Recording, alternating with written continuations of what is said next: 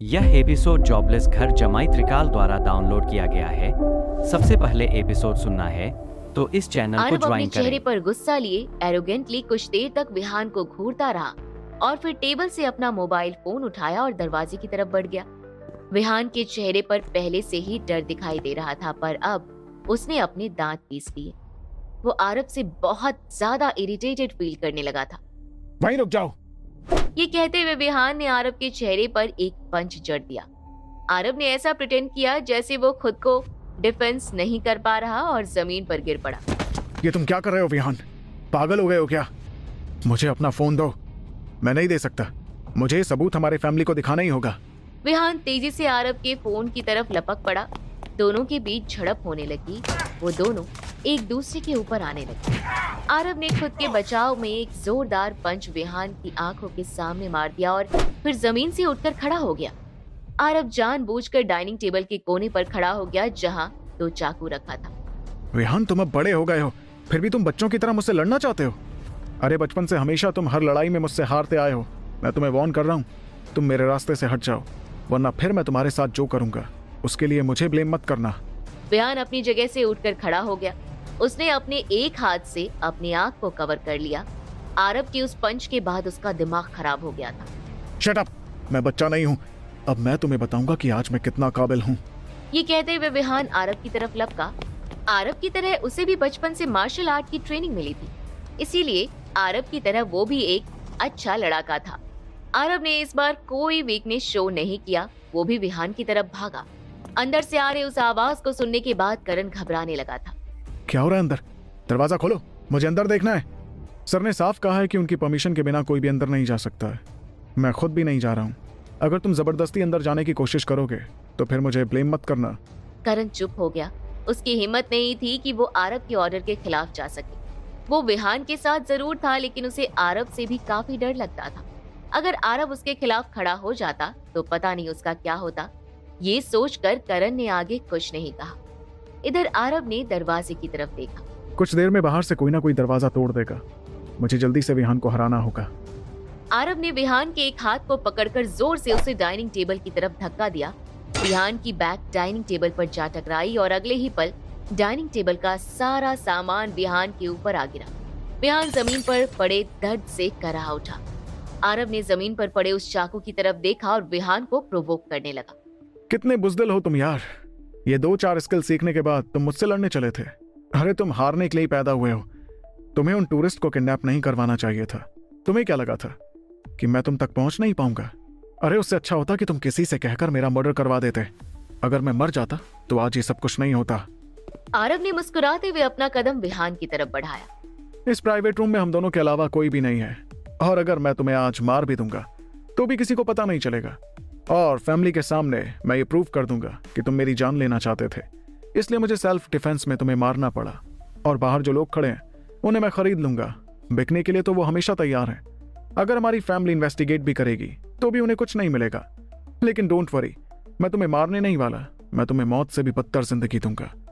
मैं इसी तरह तुम्हें हमेशा अपने कदमों के नीचे गिड़गिड़ाते हुए देखना चाहता हूँ। ये कहते हुए आरब जोर से हंसने लगा। आरब के चेहरे पर प्राउड एक्सप्रेशन देखकर विहान का चेहरा गुस्से से लाल हो गया। आरब दरवाजे की तरफ मुड़ गया। उसके कदम बहुत धीमी गति से आगे बढ़ रहे थे क्योंकि वो विहान के उसकी तरफ बढ़ने का इंतजार कर रहा था। अगर आज ये इस रूम से बाहर निकल गया तो मैं बर्बाद हो जाऊंगा। विहान की नजर वहां पड़े चाकू की तरफ गई। उसके मन में मर्डर का ख्याल हावी होने लगा। उसने वो चाकू उठाया और धीरे से जमीन से उठ गया। उसने अपने दांत पीस लिए और पीछे से ही आरब को पकड़ने के लिए आगे बढ़ा। तभी आरब को एहसास हुआ कि उसके पीछे कुछ हो रहा है। वो पीछे मुड़ा। आरब ने विहान को अपनी तरफ चाकू लेकर भागते हुए देखा तो फौरन ही उसका हाथ पकड़ लिया और शॉक्ड होकर उसे देखने लगा। लेकिन तब तक चाकू आरब के वेस्ट में थोड़ा लग गया था। विहान, तुम? आरब ने विहान के चेहरे पर एक पंच जड़ दिया ताकि वो पीछे हो जाए और भागते हुए दरवाजे की तरफ बढ़ गया। विहान का दिमाग खराब हो गया था। वो फिर से आरब की तरफ भागा। अब तक करण और बाकी सबने दरवाजे को तोड़ दिया था क्योंकि उन्हें अंदर से विहान के चिल्लाने की आवाज आ रही थी। दरवाजा खुल गया। आरब ने इस सिचुएशन का फायदा उठाते हुए खुद को करण के कंधे पर गिरा दिया। बचाओ, मुझे बचा लो, ये विहान मेरी जान लेना चाहता है। विहान ने करण और बाकी सबको अपने सामने देखा तो अपनी जगह पर जड़ हो गया। उसके हाथ में एक चाकू था और उसमें खून लगा हुआ था। उसे उस हालत में देखकर करण के होश उड़ गए। विहान सर? विहान ने अपने दांत पीस लिए। करण, इसे मार डालो। मैं वादा करता हूँ कि तुम अपनी पूरी जिंदगी ऐशो आराम में बिताओगे। तुम्हें मेहनत बिल्कुल भी नहीं करनी पड़ेगी। मैं तुम्हें इतना पैसा दूंगा कि तुम्हारी 7 जनरेशन आराम से बैठकर खाएंगी। विहान की बात सुनकर आरव ने करण को छोड़ दिया और डरते हुए रुद्री के पास भागा। विहान, तुम पागल हो गए हो क्या? रुद्री, चलो यहाँ से, वरना ये मुझे मार डालेगा। रुद्री और बाकी सब जल्दी से आरव को वहाँ से लेकर जाने लगे। करण अभी भी अपनी जगह पर जड़ होकर खड़ा था। विहान तेजी से उसके सामने आ गया और उसके गाल पर एक तमाचा जड़ दिया। दगाबाज, तूने मेरा ऑर्डर क्यों नहीं सुना? विहान सर, वो आरव अंबानी है। अगर हमने उसकी जान ले ली तो आपकी फैमिली हमें नहीं छोड़ेगी। विहान वहाँ से अपने गार्ड्स के साथ जाते हुए आरव को देखने लगा। उसे अच्छी तरह पता था कि उसने एक अच्छा मौका गवा दिया था। अब आगे का नतीजा सोचते ही उसका पूरा शरीर कांप गया था। उसके हाथ से चाकू छूटकर जमीन पर जा गिरा। मुझे घर जाना होगा। आरव को बे बीच रिजॉर्ट से निकालने के बाद रुद्री ने फिक्रमंद होकर कहा, सर, मैं आपको हॉस्पिटल लेकर चलता हूँ। आरव ने धीरे से अपना सर ना में हिला दिया। नहीं, मैं ठीक हूँ। ये बस एक छोटा सा घाव है रुद्री। अब पुलिस को कॉल करो और उन्हें बताओ कि किसी की यहाँ जान लेने की कोशिश की गई है। आरव इस अच्छे खासे मौके को अपने हाथ से जाने नहीं देना चाहता था, क्योंकि उसे पता था कि एक बार विहान मनाली से निकल गया तो आरव के सारे किए कराए पर पानी फिर जाता। रुद्री, विहान थोड़ी देर में बाहर आएगा। अपने किसी गार्ड से कहो कि वो विहान का पीछा करे। बस कुछ भी करके वो हमारी आंखों से ओझल ना होने पाए। रुद्री ने आरव के इंस्ट्रक्शन के अकॉर्डिंग सबसे पहले पुलिस को कॉल किया और उसे विहान की सारी इन्फॉर्मेशन दे दी। आरव के कहे मुताबिक कुछ देर बाद विहान होटल से बाहर निकलकर एक कार में बैठा और जल्दी से वहां से निकल गया। उसके साथ करण नहीं आया था, क्योंकि इस इंसिडेंट के बाद करण विहान से कोई भी रिश्ता नहीं रखना चाहता था। रुद्री ने अपने आदमी विहान के कार के पीछे लगा दिए। आरव सबसे पहले हॉस्पिटल गया, जहां उसके साथ 2 बॉडीगार्ड्स थे। 1 घंटे बाद आरव के पास रुद्री का कॉल आया। सर, विहान को पुलिस ने एयरपोर्ट से पकड़ लिया है। अब मुझे क्या करना है? आरव के चेहरे पर एक मुस्कुराहट आ गई। अब तुम होटल जाओ और वहां से उस प्राइवेट रूम का एक वीडियो निकलवाओ। विहान, इस बार तो तुम्हारा नामो निशान मिटने से कोई नहीं रोक सकता।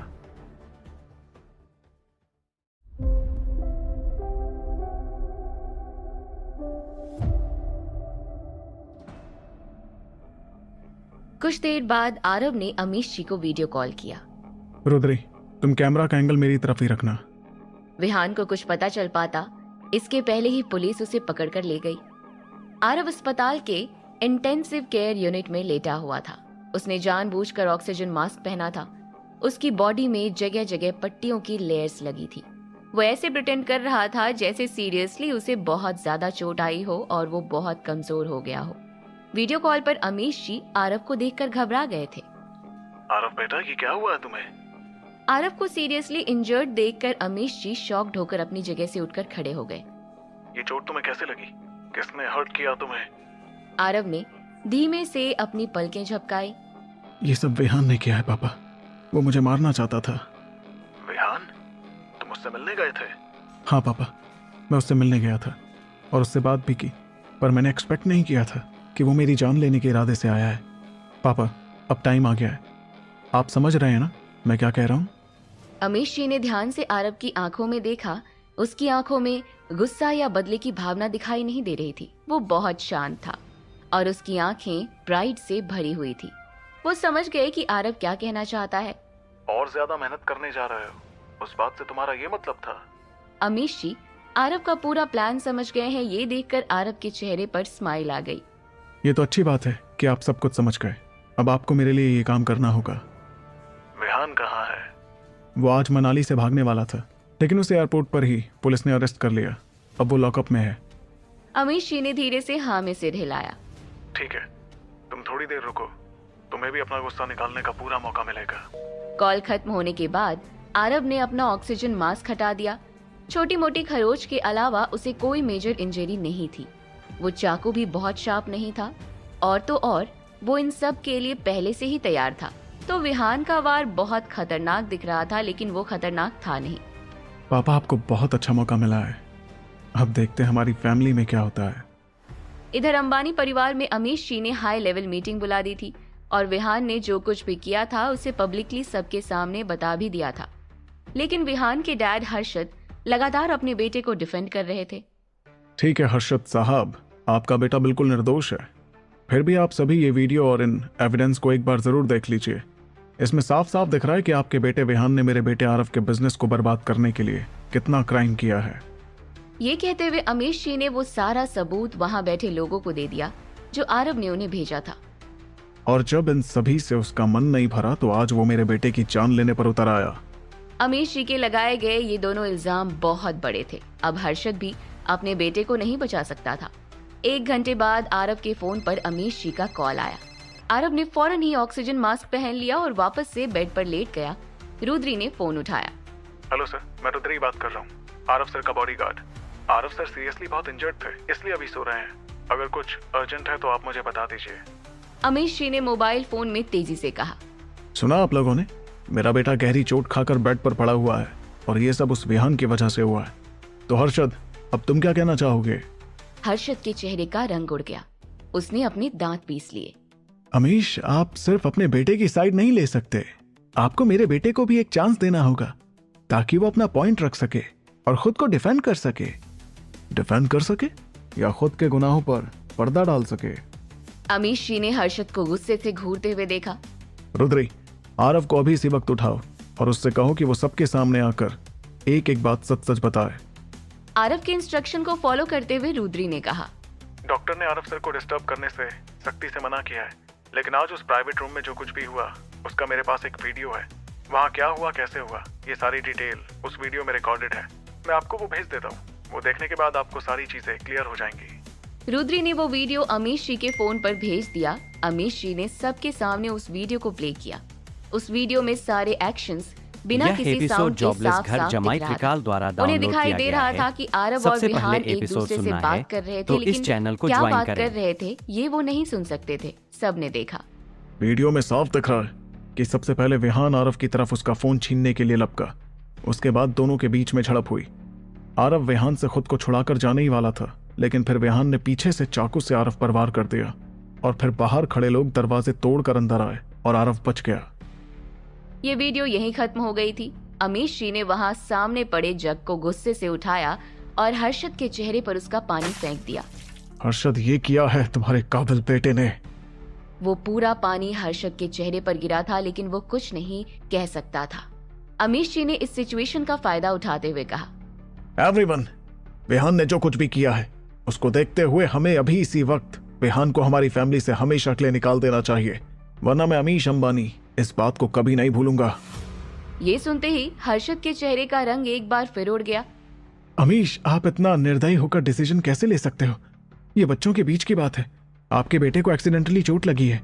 एक छोटी सी बात के लिए मेरे बेटे को आप घर से कैसे निकाल सकते हो? छोटी सी बात, ये कहना आपके लिए कितना आसान है ना? तो ठीक है, एक काम करते हैं, मैं अपने बेटे से कहता हूं कि वो विहान के साथ वही करे जो आज उसने मेरे बेटे के साथ किया है। शट अप, बस बहुत हो गया।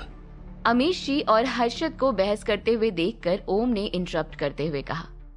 ओम अंबानी अमीश जी के जनरेशन के सबसे बड़े थे। उनका पोजीशन और इन्फ्लुएंस सबसे ज्यादा था। उनके इंटरप्ट करते ही अमीश जी और हर्षद चुप हो गए।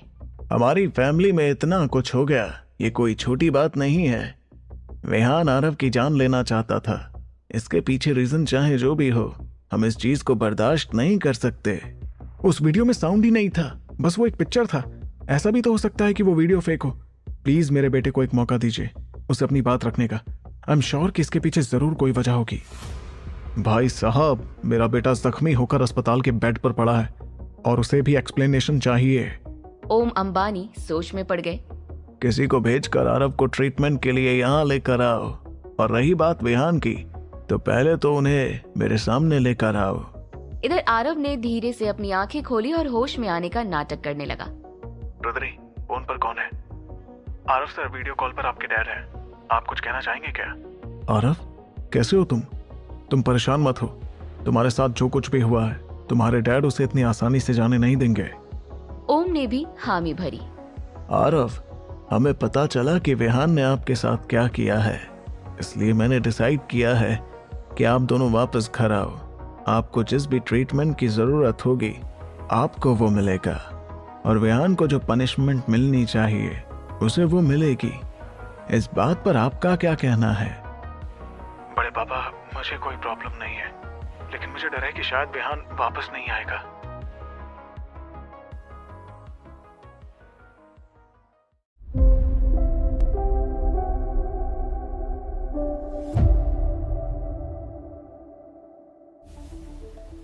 आरव ने विहान के बारे में अभी अभी जो कहा वो सुनकर वहां बैठे सब लोग हैरान रह गए। वैसे अब आरव को ये बिल्कुल भी डर नहीं था कि विहान फैमिली वालों को क्या बताएगा, लेकिन उसे ये बात जरूर पता थी कि उसके फादर हर्षद उसे बचाने के लिए अपना पूरा जोर लगाएंगे। आरव, इस बात से तुम्हारा क्या मतलब है? आखिर विहान यहाँ फैमिली के पास क्यों नहीं आएगा? आरव ने हॉस्पिटल बेड पर लेटे लेटे ही आगे बात करना जारी रखा। हर्षद अंकल, विहान के अटैक के बाद मैं तो बहुत इंजर्ड हो गया था। मेरे बॉडीगार्ड्स ने पुलिस को कॉल किया और फिर पुलिस उसे पकड़ कर ले गई। मैंने सुना है कि पुलिस ने ऑलरेडी उसके खिलाफ अटेम्प्ट टू मर्डर का केस रजिस्टर्ड कर लिया है। अब शायद उसे लंबी सजा होगी, इसलिए मैंने कहा कि विहान शायद ही अभी फैमिली के पास आ पाए।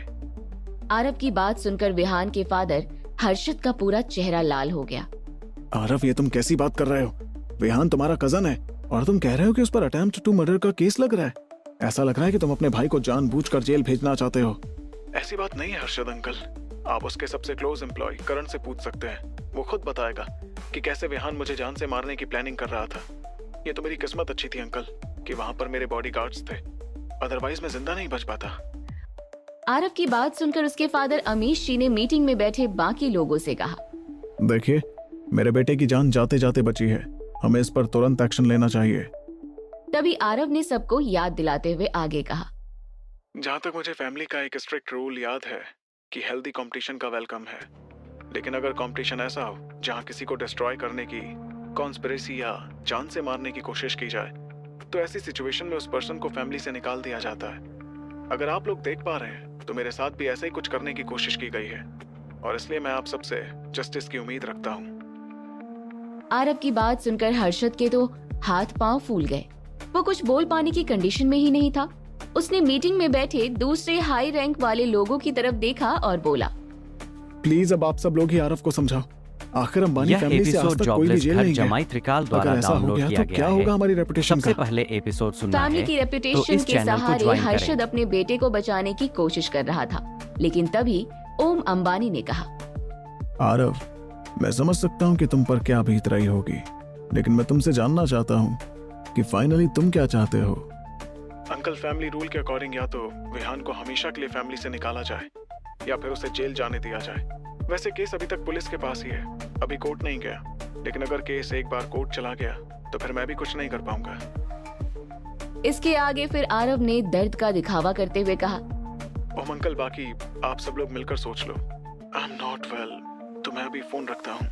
लेकिन इससे पहले कि आरव फोन कट कर पाता, उसके फादर अमीश ने कड़क आवाज में कहा, इसमें अब सोचना क्या है?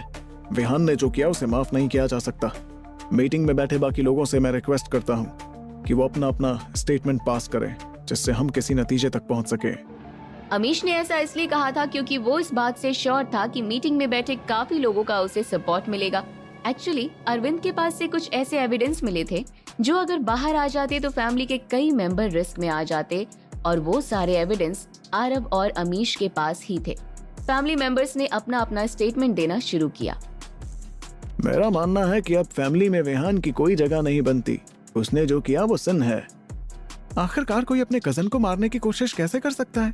मैं भी विहान को फैमिली से बाहर निकालने का सपोर्ट करता हूँ। विहान की वजह से पूरी फैमिली की रेपुटेशन खतरे में पड़ गई है। ऐसे में बेटर यही होगा कि वो अब इस फैमिली का पार्ट ना हो। अमीश और आरव को जिस तरह का सपोर्ट मिल रहा था उसे देख हर्षद हैरान था। उसे बिल्कुल समझ नहीं आ रहा था कि आखिरकार कैसे सब लोग उसके ऑपोजिट हो गए। इसी बीच आरव के फादर अमीश ने कहा, ओम भैया, इस मुद्दे को प्लीज आप हेड ऑफ द फैमिली के पास ले जाओ और इस पर डिसीजन लो। Head of the family Amish, Om और बाकी सारे भाइयों के फादर थे। ओम ने कुछ सोचते हुए कहा, ठीक है, मैं उन्हें कॉल करके सारी अपडेट देता हूँ। ये सुनकर विहान का फादर हर्षद काफी डर गया। देखो, हेड ऑफ द फैमिली के पास जाने की कोई जरूरत नहीं है। आखिर विहान मेरा ही बेटा है। अगर विहान के पास 2 ऑप्शन है तो उसकी तरफ से मैं फैमिली छोड़ने का ऑप्शन चूज करता हूँ। ये कहते हुए हर्षद की आंखें भर आईं। आखिरकार वो एक फादर था और अपने बेटे के लिए ऐसा डिसीजन लेते हुए उसकी रूह कांप गई। इसका मतलब ये था कि विहान अब कभी अंबानी फैमिली का पार्ट नहीं होगा। लेकिन मैं उम्मीद करता हूँ कि फिर आरव उस पर कोई कोर्ट केस नहीं करेगा और इस मैटर को यहीं क्लोज कर देगा। हर्षद जानता था कि वो फैमिली का सपोर्ट पूरी तरह से खो चुका था। अमीश और आरव इस वक्त उससे ज्यादा पावरफुल थे, इसलिए उन 2 ऑप्शन में वो अपने बेटे के लिए जो बेस्ट कर सकता था उसने किया। अगर वो खुद कोई डिसीजन नहीं लेता तो हो सकता था कि आरव उसके बेटे को कोर्ट केस में फंसा देता और फिर उसकी पूरी लाइफ खराब हो जाती। आरव अभी तक कॉल पर ही था। हर्षद अंकल, अगर आपने डिसाइड कर लिया है कि विहान अब अंबानी फैमिली का पार्ट नहीं होगा तो फिर अब उस पर कोर्ट केस करने का कोई मतलब नहीं। मैं अपनी टीम से बोलता हूँ कि पुलिस केस को भी वापस ले लें। इसके बाद ओम अंबानी ने मीटिंग को लीड करते हुए एक फाइनल वर्डिक्ट कही। तो फिर अब ये डिसाइड किया जाता है कि विहान अब अंबानी फैमिली का पार्ट नहीं होगा। अगर वो कुछ भी अच्छे और बुरे काम करता है तो भी उससे फैमिली का कोई लेना देना नहीं होगा। ये सुनकर विहान के फादर हर्षद अंबानी का दिल बैठ गया और आरव के लिए उसके अंदर बहुत गुस्सा भर गया। उसके बाद अमीश ने आरव से कहा, आरव, तुम अपना ख्याल रखो। मैं कल सुबह ही तुम्हें पिक करने आ रहा हूँ। तुम्हारा ट्रीटमेंट फैमिली के बेस्ट डॉक्टर से होगा। और फिर थोड़ी देर बाद मीटिंग खत्म हो गई। अगली सुबह अमीश आरव से मिलने पहुंच गया। आरव उस वक्त हॉस्पिटल बेड पर लेटा एप्पल खा रहा था। अमीश ने उसके रूम का डोर ओपन किया और आरव को देखकर कहा, अब दर्द होने का नाटक नहीं करोगे? डैड, आप अब क्या नाटक करना? अब तो वैसे ही विहान को बाहर का रास्ता दिखाया जा चुका है। उसके बाद अमीश उसके बेड पर आकर बैठ गए। तुम्हारी इंजरी कैसी है? बहुत छोटी इंजरी है पापा, आपको परेशान होने की जरूरत नहीं है। बस 3 से 4 दिन में ठीक हो जाएगी। इसके बाद आरव कुछ देर रुका और उसके बाद कहा, डैड, अब जबकि विहान अंबानी फैमिली का पार्ट नहीं है तो उसकी पोजीशन खाली होगी ना? हाँ, बिल्कुल खाली है अब उसकी पोजीशन। क्यों? उसमें तुम्हारा इंटरेस्ट है? हाँ डैड, वो पोजीशन मुझे चाहिए। आरव ने विहान को फैमिली से निकलवाया ही इसलिए था ताकि वो उस पोजीशन को ले सके। मैं ट्राई जरूर कर सकता हूँ आरव, लेकिन मुझे लगता यह नहीं है एपिसोड कि फैमिली जॉबलेस इसके लिए घर एग्री जमाई करेगी, त्रिकाल द्वारा क्योंकि फैमिली डाउनलोड ने किया ऑलरेडी गया तुम्हें है। जम्मू सबसे कश्मीर में 1 पहले साल के ट्रायल एपिसोड पर सुनना रखा हुआ है है। तो इस चैनल को डैड, ज्वाइन मैं करें। कब कह रहा हूँ कि मुझे वो पोजीशन कल ही चाहिए। 6 महीने हो ही गए, बस 6 महीने और बचे। मैं वो पोजीशन उसके बाद चाहता हूँ। देखो आरव, ये थोड़ा टफ होगा। किसी पोजीशन को 6 महीने तक होल्ड करके रखना आसान नहीं होता, लेकिन इस वक्त मैं फैमिली में काफी स्ट्रांग पोजीशन पर हूँ क्योंकि मेरे पास काफी लोगों के खिलाफ एविडेंस है, इसलिए मैं उनसे वोट्स अपने साइड करवा सकता हूँ। अपने फादर की बात सुनकर आरव ने मुस्कुराते हुए कहा, ठीक है डैड, एक ट्राई मारते हैं फिर तो।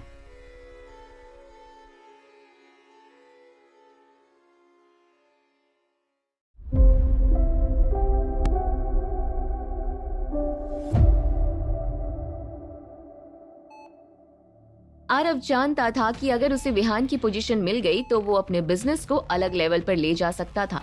जब उसने अंबानी फैमिली के जीरो सपोर्ट पर इतना बड़ा बिजनेस खड़ा कर लिया, तो अगर वो इतनी बड़ी टेरिटरी का बिजनेस हेड बनेगा तो वो कहाँ पहुँच सकता था। आरव, तुमने विहान को अंबानी फैमिली से निकलवा दिया है और फैमिली में वापस आने के उसके सारे रास्ते भी बंद कर दिए हैं। इसलिए मुझे डर है कि उसके फादर हर्षद तुमसे बदला जरूर लेंगे। वो कुछ ना कुछ तो जरूर करेंगे। डैड, अगर हर्षद अंकल इतने ही अक्लमंद होते तो विहान इतना बेवकूफ नहीं होता। अगर बदला लेने के लिए वो मेरे पीछे आते हैं तो ये उनकी सबसे बड़ी गलती होगी। आरव की बात सुनकर अमीश मुस्कुराने लगा। तुम्हारा अग्रेशन मुझे मेरे यंग डेज की याद दिला देता है। तुम अपने हर मूव से प्रूव करते जा रहे हो कि तुम मेरे बेटे हो और मुझे तुम पर प्राउड है बेटा। आरव और अमीश एक दूसरे के साथ टाइम स्पेंड करके खुश थे। पिछले कई सालों में उन्हें ऐसे साथ में टाइम स्पेंड करने का मौका नहीं मिला था। अमीश जानता था कि अगर वो और आरव अब से साथ में मिलकर काम करेंगे तो वो दोनों फैमिली में और अच्छी पोजीशन पर पहुंच सकते थे।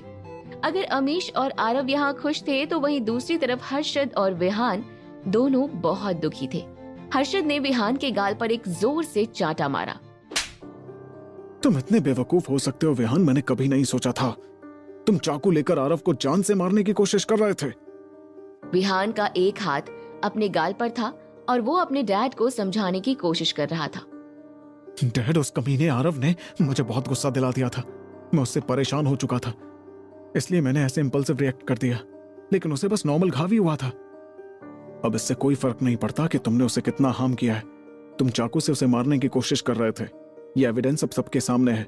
और इसके अलावा जम्मू कश्मीर में उसका बिजनेस डिस्ट्रॉय करने के लिए तुमने अरविंद को हायर किया। यह एविडेंस भी फैमिली मैनेजमेंट ने अपनी आंखों से देखा है। इन दोनों एविडेंस से प्रूव हो गया है कि तुम आरव को जान से मारना चाहते थे, और इस वजह से अब तुम्हें अंबानी फैमिली से हमेशा के लिए बाहर निकालने का डिसीजन लिया गया है। ये सुनकर तो जैसे विहान के पैरों के नीचे से जमीन ही खिसक गई। उसने जो सुना उस पर उसे बिलीव ही नहीं हो रहा था। डैड, ये आप क्या कह रहे हैं? ऐसा कैसे हो सकता है? हाँ विहान, तुम्हारी उस गलती ने सब कुछ खराब कर दिया है। अब हमें इसे एक्सेप्ट करना होगा। डैड, प्लीज ऐसा होने से रोक लीजिए। माना कि मुझसे गलती हुई है, लेकिन इतनी बड़ी नहीं कि हमेशा के लिए मुझे फैमिली से बाहर निकाल दिया जाए। कोई तो रास्ता होगा ना डैड। ये कहते कहते विहान की आंखें भर आई थी। उसे इस सिचुएशन में देखकर उसके फादर को बहुत बुरा लग रहा था। तभी उन्होंने उसे समझाते हुए कहा, विहान, उन बाप बेटों ने तुम्हारे खिलाफ फुल कॉन्स्पिरेसी की थी। उन्होंने अंदर से लेकर बाहर तक सबका सपोर्ट ले लिया था। वो पूरी तैयारी के साथ आए थे, और वहीं मैं वहां अकेला पड़ गया। आई एम सॉरी बेटा, मैं तुम्हें नहीं बचा सका। डैड, आप मैनेजमेंट से बात करिए कि बस मुझे फैमिली से ना निकाले। इसके अलावा मैं कोई भी पनिशमेंट एक्सेप्ट करने के लिए रेडी हूँ। अंबानी फैमिली की यंग जनरेशन होना एक बहुत बड़ी बात थी। ये एक ऐसी आइडेंटिटी थी जिस यह पर विहान एपिसोड को जॉबलेस सबसे घर ज्यादा जमाई प्राउड था। त्रिकाल द्वारा डाउनलोड फैमिली किया के गया नाम की है। वजह से आज सबसे तक पहले उसे वैल्यू, एपिसोड सुनना है रिस्पेक्ट और तो पावर इस मिलती चैनल आई को थी। ज्वाइन करें। विहान, मैंने वही किया जो तुम्हारे लिए बेस्ट था। अगर मैं इस डिसीजन को एक्सेप्ट नहीं करता तो आरव तुम्हारे खिलाफ कोर्ट केस करने की बात कर रहा था। कोर्ट केस की बात सुनकर विहान भी समझ गया कि उसके फादर उसके लिए जो बेस्ट कर सकते थे उन्होंने वो किया। वो अपने आंसू कंट्रोल नहीं कर सका, क्योंकि अब वो कभी फैमिली में वापस नहीं लौट पाएगा। तभी उसके फादर ने एक बैंक कार्ड अपनी जेब से निकालकर उसके हाथ में दे दिया। इस कार्ड को अपने पास रखो विहान, इसमें 4 करोड़ के आसपास होंगे। इससे तुम अपनी पूरी लाइफ आराम से स्पेंड कर सकते हो। एज अ फादर ये मेरा फर्ज है कि फूड और घर के लिए मैं तुम्हें पैसे दूं, लेकिन तुम इसका यूज कैसे करते हो ये तुम पर डिपेंड करता है। विहान अपनी लाल आंखों से अपने फादर को देखने लग गया। देखो विहान, अगर सच बोलूं तो अंबानी फैमिली से अलग होना इतना बुरा भी नहीं है। अगर तुम एक एम्बिशियस पर्सन हो तो 0 से स्टार्ट करो, फिर से सब कुछ खड़ा करो, क्योंकि अब जो कुछ भी तुम बनाओगे वो सिर्फ और सिर्फ तुम्हारा होगा। Thank you so much dad, मैं आपको डिसअपॉइंट नहीं करूंगा। हर्षद अपने बेटे विहान को कैसे समझाता कि वो उसे ऑलरेडी डिसअपॉइंट कर चुका था। अपने बेटे से हर्षद को बहुत उम्मीदें थी। उसने सोचा था कि वो दोनों मिलकर इतना अच्छा काम करेंगे कि एक दिन वो फैमिली की सुपर पावर बने, लेकिन विहान की एक हरकत ने सब कुछ खराब कर दिया। इससे एज अ फादर हर्षद को न सिर्फ शर्मिंदगी फेस करनी पड़ी, बल्कि उसकी अथॉरिटी भी काफी कम हुई। जाने से पहले हर्षद ने अपने बेटे से एक रिक्वेस्ट और की। विहान, मुझे जो कहना था मैं ऑलरेडी कह चुका हूँ। एक और बात कि इस बारे में तुम्हारी माँ को कुछ नहीं पता, और अचानक से वो ये सुनेगी तो बर्दाश्त नहीं कर पाएगी। इसलिए तुम उसे अभी ये सब कुछ मत बताना। उसे बोल देना कि बिजनेस के सिलसिले में आजकल बाहर रहना पड़ रहा है। इसके बाद हर्षद वहां से चला गया। वहीं अमीश आरव को लेकर अलीबाग आ गया। अलीबाग एक ऐसी जगह थी जहां अंबानी फैमिली की यंग जनरेशन बड़ी हुई थी। सबका बचपन वहीं बीता था। वहां सारी सुख सुविधाएं थी। वहां जाते ही सबसे पहले आरव का ट्रीटमेंट स्टार्ट हुआ। हाई लेवल मेडिकल ट्रीटमेंट की वजह से वो एक दिन में ही हील हो गया। आरव वहां अगले 2 दिन और रुका। इन 2 दिनों में विहान के फैमिली से निकाले जाने की बात चारों तरफ फैल चुकी थी। अलीबाग में यंग जनरेशन के भी अलग अलग ग्रुप थे और सब अपने अपने लोगों के बीच बैठकर गॉसिप्स किया करते थे। समर्थ अपने 1-2 लोगों के साथ बैठा हुआ कुछ बातें कर रहा था। ये आरव वाकई एक्स्ट्राऑर्डिनरी पर्सन है। इसने विहान को कहीं का नहीं छोड़ा। कुछ भी कहो, लेकिन मैं इसके दिमाग का फैन हूं। लेकिन अब सोचने वाली बात यह है कि विहान की पूरी टेरिटरी खाली पड़ी हुई है। अगर वो पोजीशन मुझे मिल जाए तो मजा आ जाए। समर्थ, इसके लिए तुम अपने फादर से बात करो, शायद वो कुछ हेल्प कर पाए। समर्थ ने तुरंत अपने फादर को कॉल किया और विहान की पोजीशन को पाने के लिए एफर्ट्स मारने लग गया। दूसरी तरफ बीच पर कुछ लोगों के साथ बैठा गॉसिप्स कर रहा था। Guys, Aarav is back. ये बात अब सबको ध्यान रखनी होगी। क्योंकि आते ही उसने अपना काम स्टार्ट कर दिया है। हाँ, मैंने भी सुना कि विहान को उसने हमेशा के लिए बाहर का रास्ता दिखा दिया है।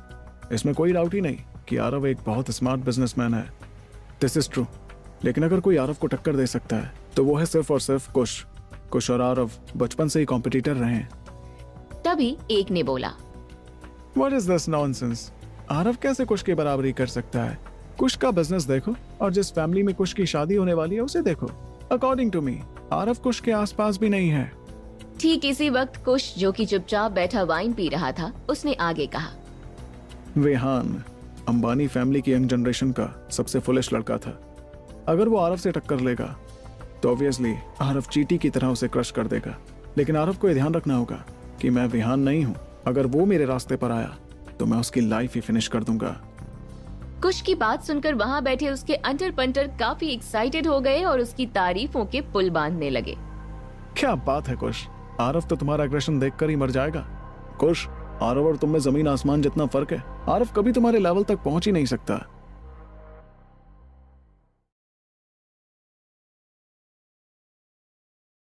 यह एपिसोड जॉबलेस घर जमाई त्रिकाल द्वारा डाउनलोड किया गया है। सबसे पहले एपिसोड सुनना है तो इस चैनल को ज्वाइन करें।